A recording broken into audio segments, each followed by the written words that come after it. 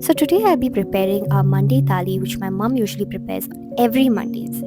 So today I'll be doing aloo gobi masala, mixed vegetable sambar, bhindi masala, chapatis and pakoras. So now let's take the gobi and soak it in hot water. While the gobis are resting in warm water, let's start making our sambar.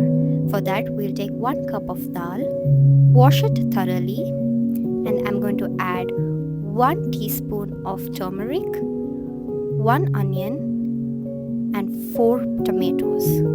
I've taken 4 tomatoes because we are 6 of us in our family. So let's get it to 3 whistles. To cook our vegetables, I've taken 1 big cup of water. I've added 2 tablespoons of oil to make our aloo gobi. And now I've taken jeera, 1 teaspoon. Let it splatter. And now I'm going to add 2 finely chopped onions. Saute well until it is translucent. Now I'm going to add my vegetables into the boiling water. You all can take the vegetables of your choice. I'm even going to add raw mango since it's mango season. Stir it well and add some salt. And now I'm going to add 1 tablespoon of ginger garlic paste. Stir it well. Also, just so you all know, my mom is guiding me throughout the process. Now I've added 2 finely chopped tomatoes. Mix it well and close it so the tomatoes cook fast. I'm also closing my vegetables. Now let's add 1 teaspoon of turmeric, 1 tablespoon of chili powder, and 1.5 tablespoon of dhania powder, and stir it well. Now we'll add our washed potatoes into the masala and mix it well, and let's coat the potatoes completely with the masala. And now grate a coconut to make our homemade sambar mixture. Add the grated coconut into a grinder. Add 1/4 cup of sambar powder.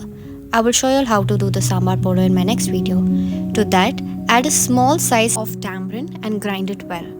Now let's add our gobi into the aloo and give it a good stir until the gobis are coated completely with the masala. Now to the gobi masala, let's add 1 tablespoon of garam masala powder and stir it well.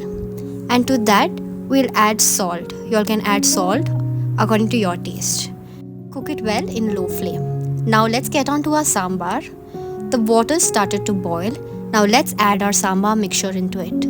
With that, let's add 1 tablespoon of chili powder and 1 small cube of jaggery. Now let's do our bhindi masala. I've taken a pan and I've just added my bhindi and I'm going to fry it well. Now to that I've added 3 tablespoons of oil. Now my dal has cooked. Smash it well and add it into the sambar. Be careful, it will splash. Mix it well and close it. Simmer it until it comes to a good boil. Now let's start on with the oghrane for our sambar. I've taken 2 teaspoons of mustard, 4 dried red chilies, 2 strands of curry leaves. Bangalore is really hot and today it's 35 degrees. I wonder how my mom stands in the kitchen and cooks for all of us so effortlessly.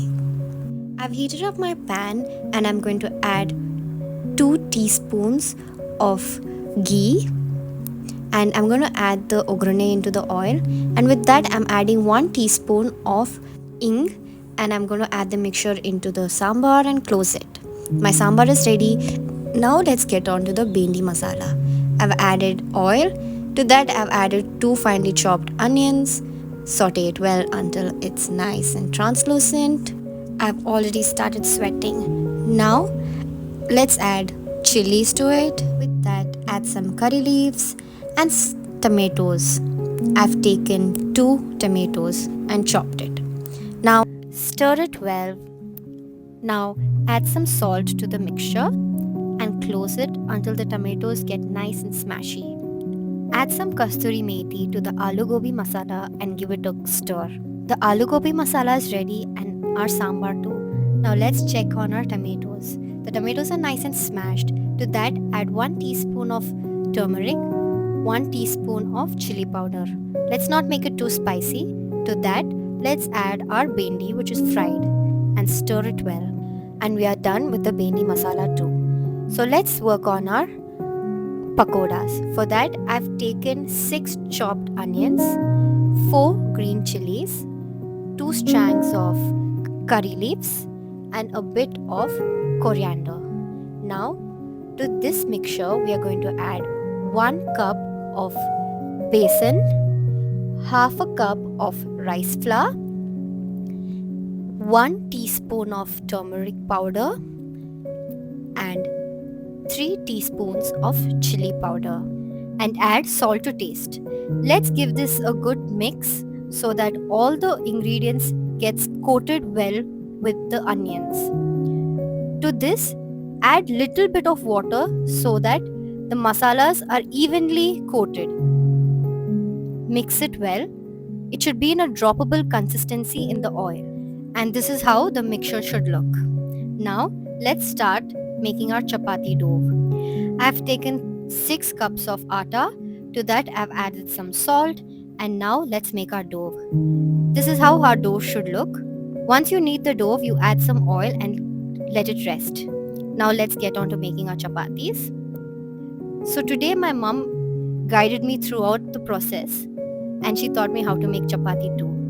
So, once our chapati is ready, let's do our pakoras. I've heated up the oil and I'm dropping my pakora mixture inside the oil little by little. Be careful, it will splatter. Fry it until it's nice and golden brown. And this is my Monday thali. I served it to my dad and he thoroughly enjoyed his meal. I hope y'all enjoyed it too.